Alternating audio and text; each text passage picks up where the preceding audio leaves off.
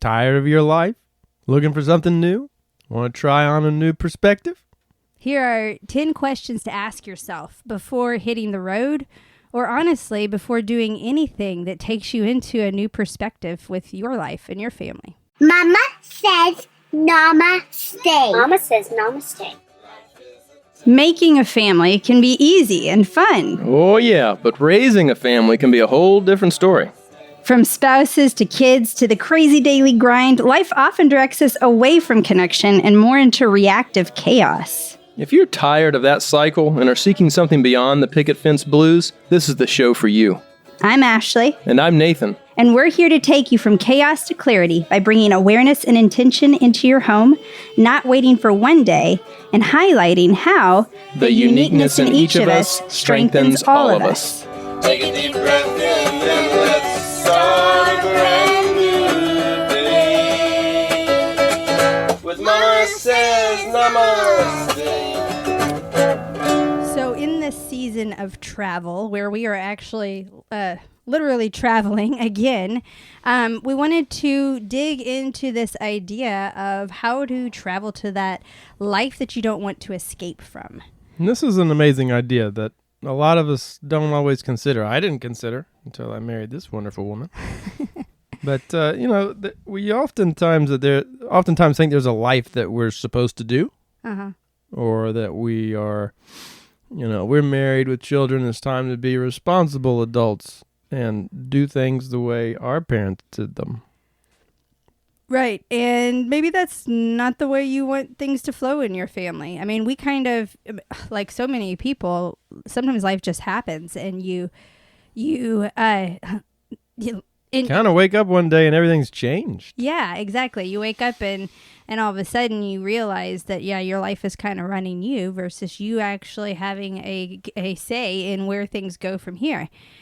And so that can be humbling, and it can also be amazing because it opens the door to what's possible. Right.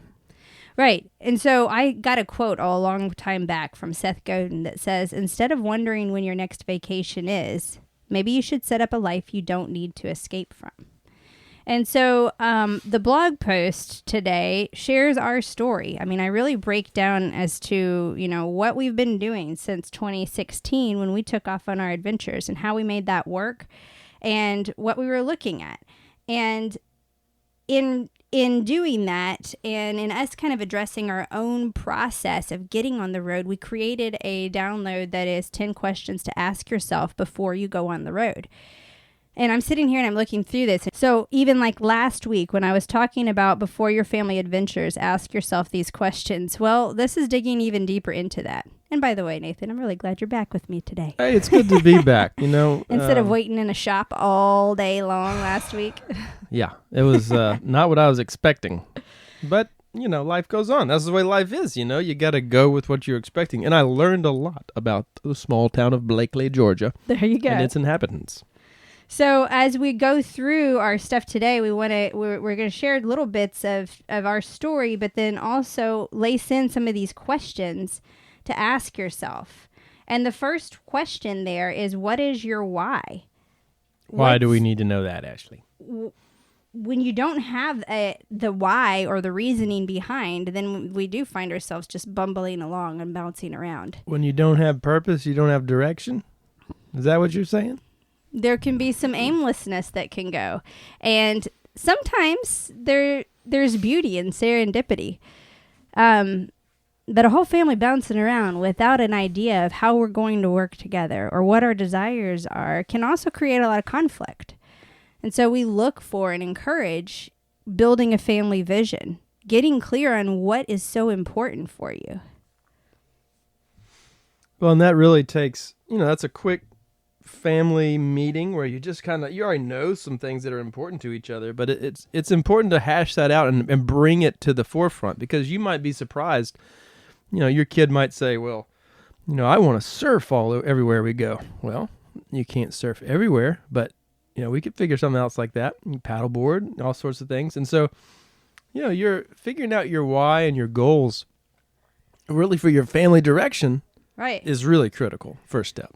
And like I was talking about last week, it's not just that we run from everything we don't like, but there was truth to the fact that I had created elements of my world that I wanted to escape from.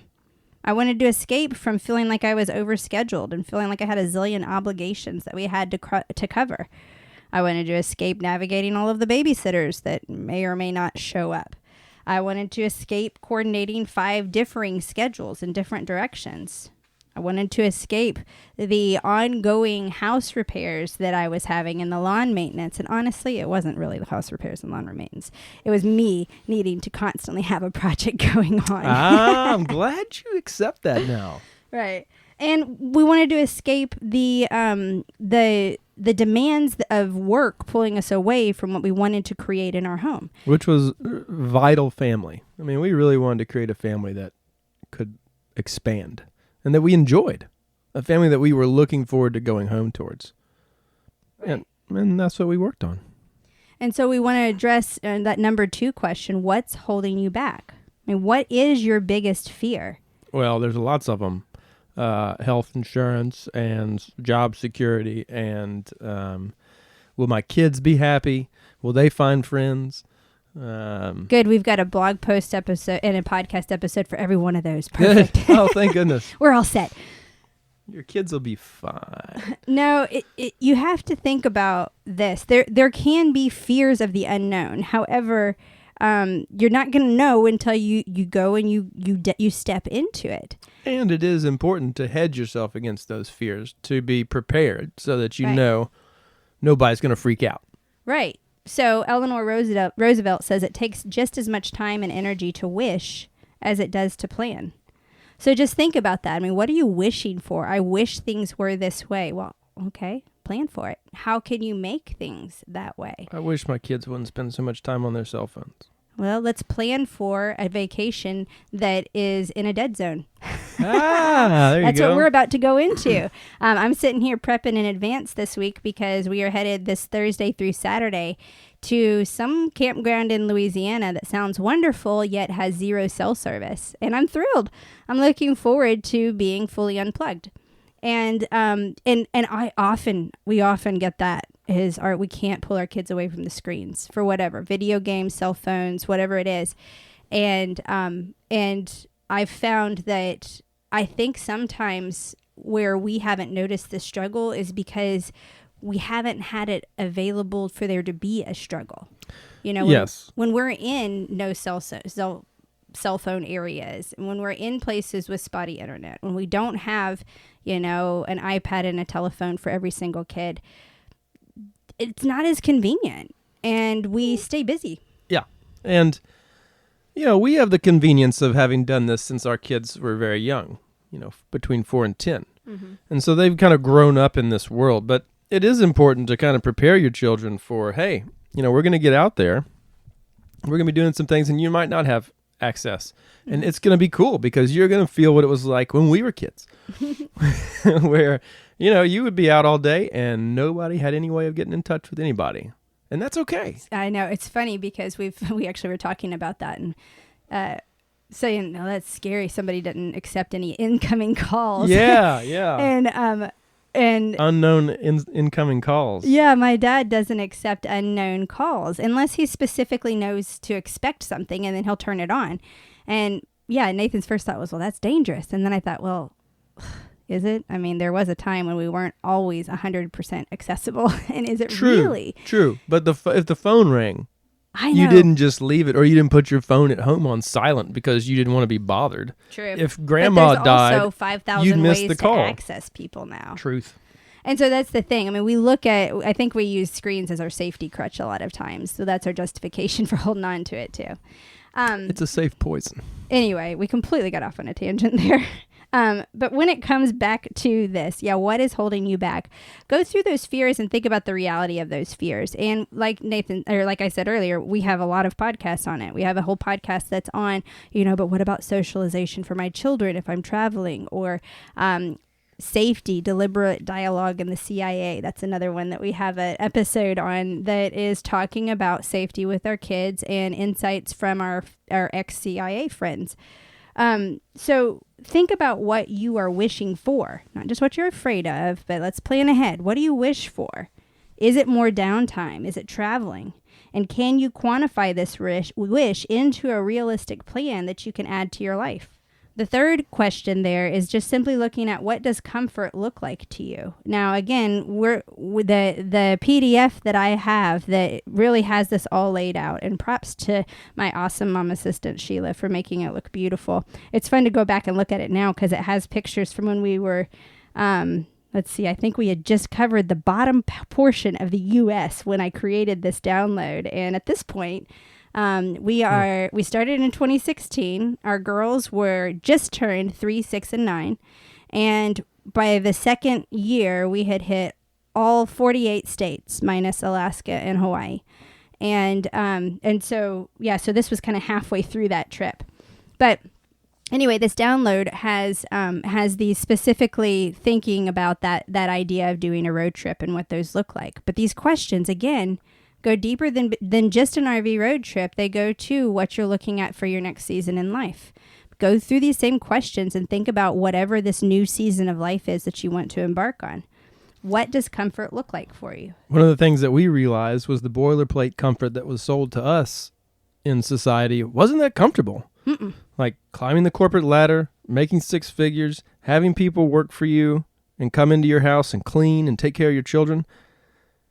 It was an interesting experiment.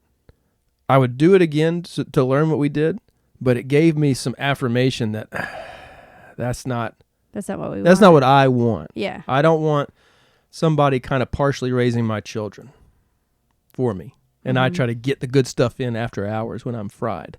That just was not happening for us. And we saw the trajectory of what that looks like in some of our family members. We saw, I mean, you can work as hard as you want and have all the vision of security or the outward appearances of security and safety in your life, and it can still blow up underneath you. Mm-hmm. There's no security there. And I think our younger generation is seeing that. The baby boomer generation is figuring this out, some of them the hard way. But, we're watching our parents who struggled and fought for the security of control, only to realize they're completely out of control. Yeah. And so we decided to try something new. Right. So we wanted to see what was comfort for us. What style of life did we want? I mean, for some people, it's very scheduled because that's comfortable and that helps them to know what to expect. For some people, it's not. For some people, there's going to be a lot of variety. For some people, there's going to be a lot of routine. I mean, it's really looking at how does your family flow best? Does your family flow best with a high energy lifestyle with lots of things? Does it require a lot of downtime? When we're thinking about hitting the road, comfort can look very different. I mean, when we say that we're RVing, some people think that's like tent camping and we're completely roughing it. And it may be that we are RVing where we are boondocking. And boondocking is called dry camping or camping without any hookups. And so you don't have water, you don't have sewer, you don't have electricity. So you are essentially in a really big tent that has storage containers and you still get to sit on a toilet instead of squatting in the woods. It's still, I still call it glamping over the tent camping, but you don't have all the amenities. And there are some people, we have friends that's the only way they go. That's their jam, is just using solar panels and their water pouches and living on BLM land, which is just open land, Bureau of Land Management, and doing that. And this might be an evolution. Like when we first started, no way. I'm not boondocking. No boondocking, no. And I will warn you. One of the reasons I did not like the boondock is the risk that it is to your rig. Almost every time we boondocked, I had to pay for something. It's not always free, I'll tell you that. It was. Don't let the illusion of free after you spend $20,000 on a solar system make you feel like you're ahead. It is not going to be that way. And that's just part of rolling with it. That's part of the life. And right. we enjoy that. Right. So we have to look at what does comfort look like to you. We found that, like, for example, we'll just jump ahead to where we are right now. We decided on this trip, we're traveling with a few more animals than what we have in the past.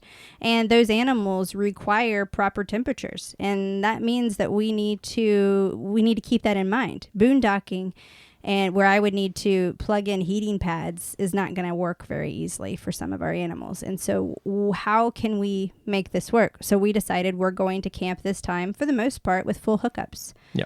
Full and this hookups. time, we've typically run around the country loaded to the gills with all of our extracurricular stuff. Our bikes, activities. Yeah, bikes and skateboards and boats everything. and scooters and all of the stuff.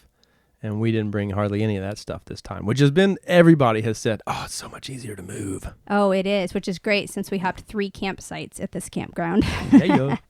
Yeah, and so anyway, comfort changes based on what we want. And right now we're looking at traveling in a very easy way, because we also know part of our camping is going down to the Keys, where we love it, and we're on no sewer for 3 months. We decided we want sewer.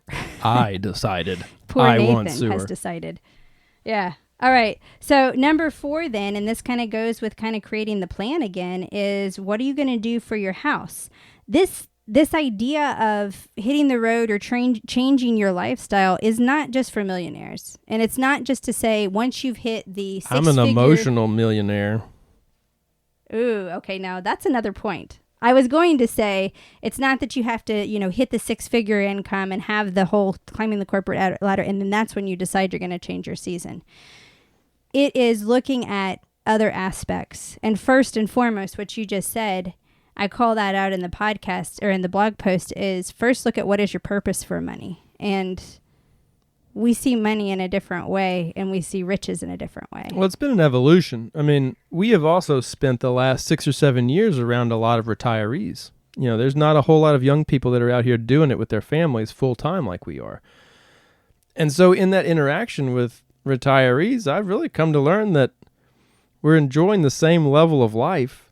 If anything, I've had to work and given away much less of myself at this point to achieve basically the same thing that they have. Now, I'll give a great example. I ride bikes in Venice. I road ride with a bunch of retired guys. In Venice, Florida. These are all men that are top of their game. They were high execs. They've all bought their $1 million homes on the beach and are retired there and are quote unquote enjoying their retirement. And I ride with them 4 days a week. And I ride the same trail with them. They're on a $10,000 bike. I'm on a $100 bike. But I'm enjoying the same experiences they are, doing the same exact thing, enjoying the fresh air, the weather of Florida. And they're asking me how I did it.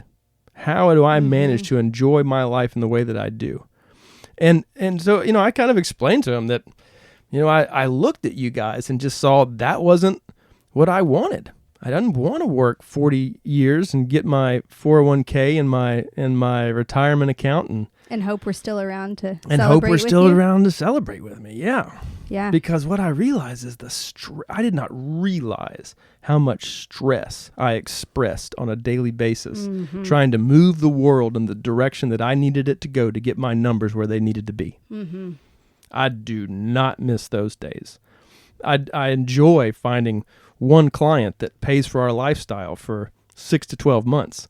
That's what I'm about. Okay, that brings us full circle. And so that changes our real estate piece. Do you sell or do you rent? Now, I used to sell real estate. And real estate can be, and a lot of people, the only way that they can kind of jump into this lifestyle is to sell their real estate and take that equity and buy a camper. All right, yeah, so let me pause you. So, yeah, we went full circle to come back to this fourth question, which is if you own your house, will you sell or rent? And what we're thinking about this is if this next season of your life is an RV adventure, you're leaving a house, potentially. If this is traveling or internationally, you're leaving a house, potentially. What are you going to do with it? Do you sell it or do you rent it? Well, when we look at our aspect of how we bring money in, we're looking creatively beyond a traditional job. And so, for example, right now, I am working in a few different ways. I have my own business, Mama Says Namaste, but then I'm an independent contractor working in my father's company, running his company and doing that. And we're bringing in income from our homes when we are not in them. So we're looking for creative ways to bring in income. Some of the stuff is things that I can do and having my hands in more than one basket, realizing that there are little things that I can do. There are project-based things that we can do. There are ways to bring in income beyond the traditional JOB. In addition to the fact that we really looked at what assets are we leaving behind. Are we going to convert that to money by selling it? Or are we going to have that make money for us by renting it? And, that's a personal choice and a personal comfort zone. But for us, renting has been really a big reason that we're able to live this lifestyle. We've also added real estate to our portfolio and rented those homes out. And so that's been a model that's functioned well for us. But, there are 1,000 different ways to do that. Even looking at your own job and saying, well, man, is it possible for me to be location independent? Yeah, which is way more accepted now after 2020. Yep. And we have a lot of friends who have one or more members of the family that's how they make it work, is they are working. They live in their RV, and, for a few hours a day or, 8 hours out of the day, one of those members is out working remotely to bring in that income. Right. So there's a lot of different ways to dice this up, but it's really just having the curiosity to go see what's out there other than your little cubicle. Because, we were in our little cubicle of life. We were happy there. We were content there. But we were curious what was on the other side of those walls. Boy, I'm glad we peeked. Right. Number 5 in this is, how do you handle and work through inconveniences? Recognizing the more prepared you are for how you can work as a team, the better. This is where any transition in your life, the more you are cohesive as a family unit, as a team, and getting to know each other, again, going back to that family vision and understanding your personality styles and all the things we talk about on Mama Says Namaste, in order to handle the mishaps, the things that don't go as planned, the things out of your control, the closer you are as a family, the better you're going to be able to navigate that. A great way to move around this is to count your blessings after it's happened. Mm-hmm. To look at all the convenient things that occurred to lead up to your quote-unquote inconvenience. Right. We did a podcast that was called When Adventures Go Awry, and we talked about that. What do we do? Well, first we assess the situation. We see what exactly happened, and we let everybody know. We clue the kids in so we don't have nosy kids going, what's going on? What happened? We stop right there and we tell everybody, look, this is the situation that we are in. The back tire blew on the trailer. We are on a busy interstate and we need to fix the tire. The best thing that you guys can do, this is number 2, assigning roles. The best thing you can do for us is to sit in this car buckled in and stay put. Make sure the dog doesn't freak out while we're gone. There we go. We gave them a job. And then we come out and we do our roles. Ashley, bring me the supplies. Nathan, change the tire. Whatever the situation is. And so we go and we do that. And then afterward, then we have assigned, we have assessed, and then we appreciate. I'm so glad that it wasn't any worse than that. I thank you for handling this in this way. And hey, when you spoke to me in this way, that was a little harsh. Maybe we can redo that next time. Yeah. And we work together to assess what went well and what didn't. And we always end in gratitude. Because, if anything, well, we didn't die. Yeah, we made it. We made it. So think about, how will you handle inconveniences, and are you prepared for those? The next one is, what is that magic number you need in the bank? And so with both of these, the inconveniences and that magic number in the bank, go back to not just planning for what today is going to be, but also, having some respect for tomorrow. Yeah. With every dream, I was going to say, there's the person that kind of has the fire that's trying to ignite that dream underneath. And then in the relationship, if it's a good relationship, there's somebody who's casually spitting water at that flame, trying to dull it down to see how strong it is. Is there enough to hold the flame to the challenges of life? And, that's where, for me, money was my biggest fear. What do we, when we were looking at, okay, well, what are the fears? What do we need to anticipate? My fear of running out of money and having to react on the road was, I do not react well when pushed into a corner and having to make fast decisions. I just don't like. I'll make the decision, but I just don't enjoy the process. Oftentimes a reaction isn't always our best light. No, it's not. And so knowing that about us, or about me anyway, we decided to have a certain amount in the bank that was our number. Right. And that's an important conversation to have. And so we worked hard to get to that number. And that number has been our red light, green light as we continue to travel. If we drop too low, then we start looking at, okay, is this sustainable? What can we do to adjust it? I'm not saying we're stopping, but we need to hit the brakes and make sure this thing can still flow in 3 months. Because that's what we're looking 3 months down the road, but living today. Right. And we look even further than that. I mean, how are we going to handle retirement? Nathan and I have recognized that we still have a whole lot of time left in our life to hustle and to build up income. And we could, the instant our youngest moves out of the house, be full-time real estate agents. We've talked about that, with what Nathan's done, and build up a nest egg really quick. And so we're not looking at the potential of we're never going to work again. We may work really hard at another point in our lives. Right now, our number one job is raising the next generation and us focusing on that. And so we're looking for everything that supports that job. And so we want to find the work that supports that. But the other part of that, though, is I'm also working hard to make sure that the weight of my retirement and my elderly care is not riding on our children's heads either. And so we are looking and thinking of the future and how can we invest for that. And so we look at what are those little things? How can you be creative to think now for preparing for that?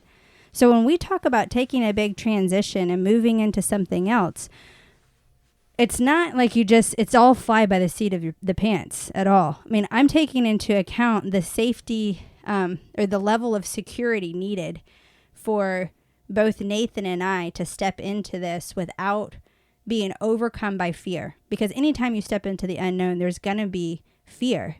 And if we can come to an agreement of, okay, well, we're going to work to get this amount in the bank.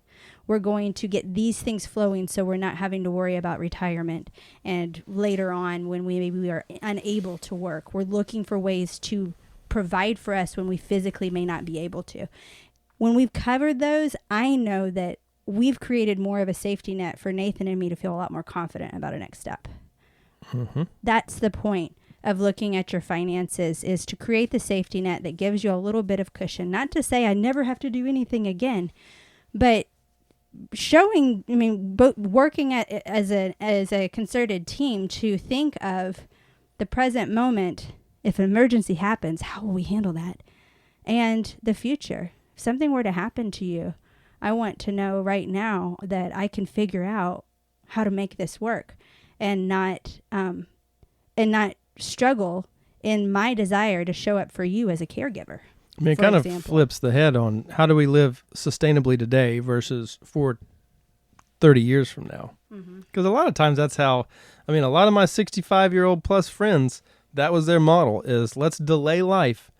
Let's delay some of the stuff that I would really like to do until I'm 65. And let me tell you guys, you can't always do everything that you want when you're in your 60s. No. You can do a lot. You can totally do a lot. But I've seen, in talking to retirees, I've only had one person that's ever scolded me for my lifestyle on the road. But they just said I need to get back so I could pay their Social Security because I was not contributing to the model. I remember that, but, because we needed to pay his Social Security. Right. That was why we needed to stop. And I understand the game. I understand. And there's been so many retirees who said, man, if I had been able to figure that out at your age, oh my God, the things I could have skipped. And I'm not saying that we've got it figured out, but this is a reasonable alternative to really enjoying your life, at least while you have kids. You've got an 18-year window there, 18 to 30-year window where you're raising kids, I guess, depending on how many you have. And so, there's a lot that you can do with that, but we don't really think about that. We think about, well, what career can I get so I can have a family? Right. We don't think about what kind of life we want to live so we can enjoy that family. Right. And so we get creative with that. And so question number 7, what can you do for location independent income? Maybe it's looking at, just working remotely with the work that you do. Maybe it's looking at what you're leaving, making money for you, like renting out your house. Maybe it's letting a partner stretch their muscles and try something new. Yeah. I mean, you might be in something that's, currently location dependent, but your partner might have some interest in, but have not pursued those. You just never know. Right. You don't know what opportunities there might be out there. Even when I was looking at international travel, one of the ways that I wanted to do it was by trusted house sitters, where we hop from house to house, literally house sitting people's houses. And usually the caveat is they oftentimes have pets. Well, my gosh, that's perfect. We're animal lovers. We'd have the opportunity to go live in all of these places all over the country and play with people's animals. That sounds like heaven. Yeah. We might still do that one day. I think we probably will at some point. And, that sounds amazing. And I love that idea. And that would be a way to travel where, maybe I'm not making money, but I'm saving money with not having to pay for lodging. I'm just paying for a membership fee for the trusted house sitters. So think creatively about when I say making income, sometimes it's also looking at exchanging income. We stay for free down in the Florida Keys for 3 months out of the year. How in the world do we do that? Well, we volunteer. We exchange our time. Right. One of us changes our time. We exchange. Or we all do. Yeah. Well, we all end up exchanging our time. We all end up working our butts off. But is it drudgery? Heck no. We love it. We love working in that way. And we love the fact that we're doing it with our kids and having them just as involved and immersed in it as we are. And the beautiful thing about doing it with your kids is it gives you the opportunity to do life with your kids and talk to them about life while it's happening. Mm-hmm. And that's something that's been something that I didn't understand the value of it until we did it. Yeah. But just that value of boots on the ground when it's happening instead of defragging at the end of like, well, what did he do? Well, you should have done this. Well, it's in the past. It's done. As opposed to right there, hey, what have you tried this? Oh. Yeah. I mean, it's just a different way of parenting. Yeah, and that's number 8, because obviously if you have children and you're looking at a new season, and if it's location independent, what are your homeschool plans, or road school or world school or unschool or whatever you want to call yourself, alternative schooler? We believe in functional education, much like functional medicine kind of is all-encompassing mind, body, soul, and looking at your whole life. We believe functional education also encompasses your whole life. We believe the world is your school. Everyone is your teacher. It's not confined to 12 years or classroom walls or anything else. And so we picked the tag Field Trip Gypsies on Instagram to share our travel adventures because, think about, when are you the most engaged at school anyway? It's a field trip. Mm-hmm. It's the hands-on experience, right? Well, that's probably the most excited I was about school. Right. I was like, oh, we get to leave. Well, and so what have we done? So I'm eliminating any fear of, will my children get any education on the road? Hello, it's a big field trip. You've got one constant field trip of engaging interaction of everything that you can imagine. Yeah, and as long as you don't drive up there and say, hey, there's the Grand Canyon, now let's go, then they're going to learn. There's so many things out there and so many people to talk to that are hungry to share.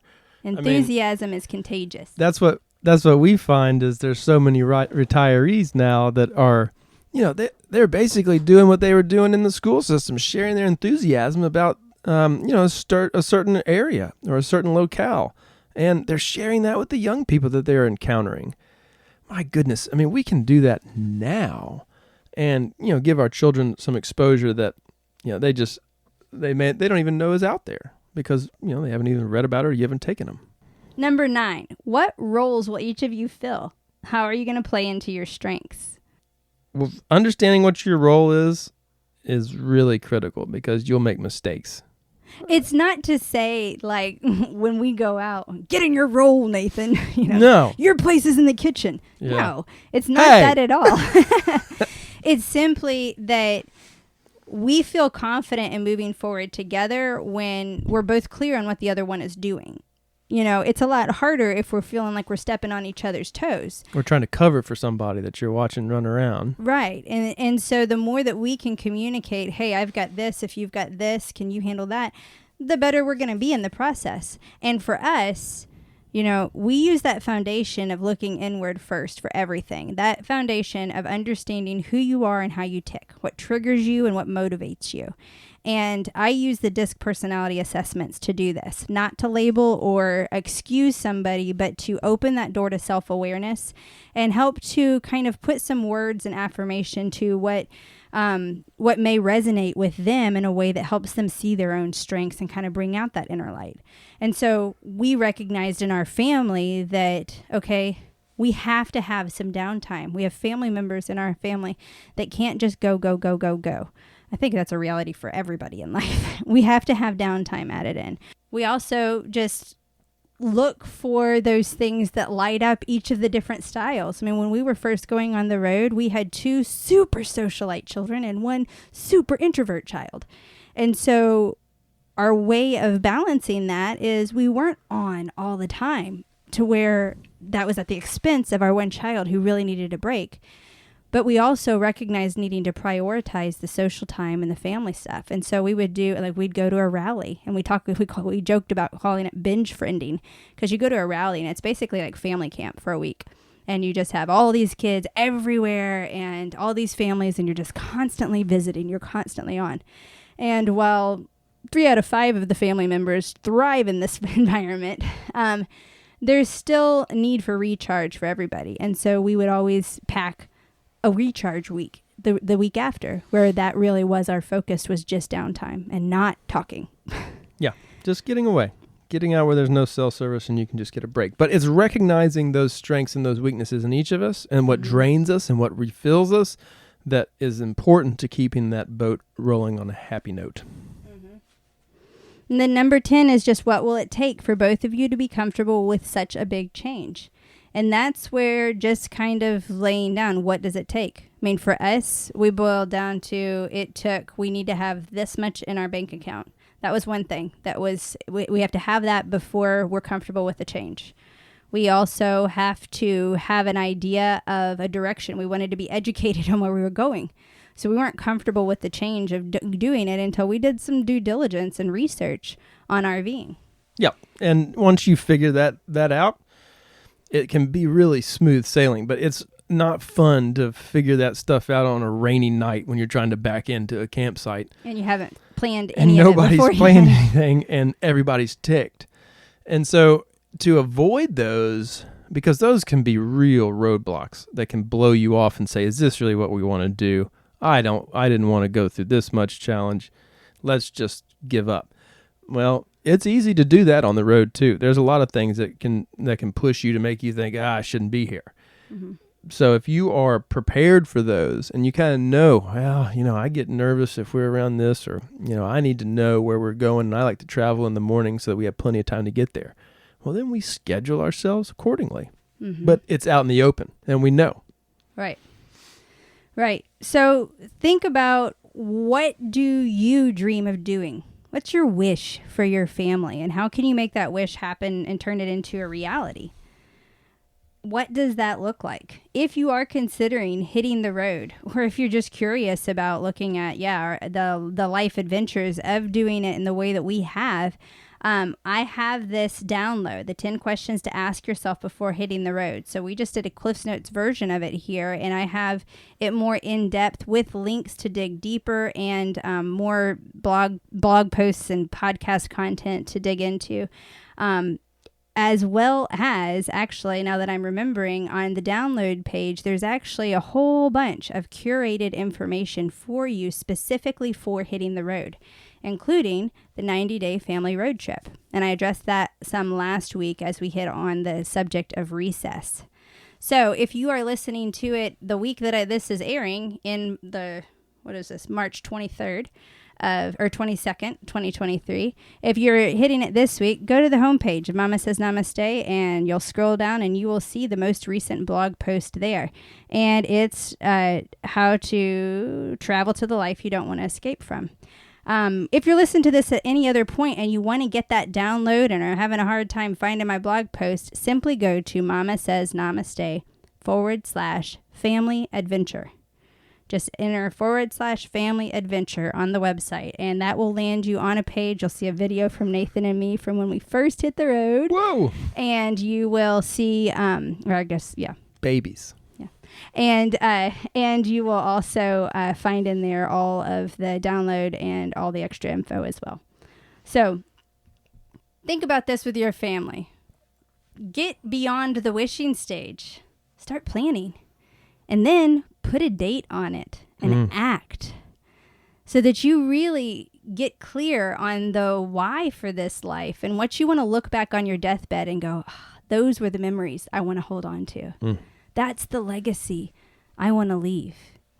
And yes, I truly felt that I could celebrate how the uniqueness in each of us strengthens all of us. Namaste. 1, 2, 3. Up with the rising sun, already on the run. Mama says namaste. Life is a tangled mess, and you don't have to stress. Mama says namaste.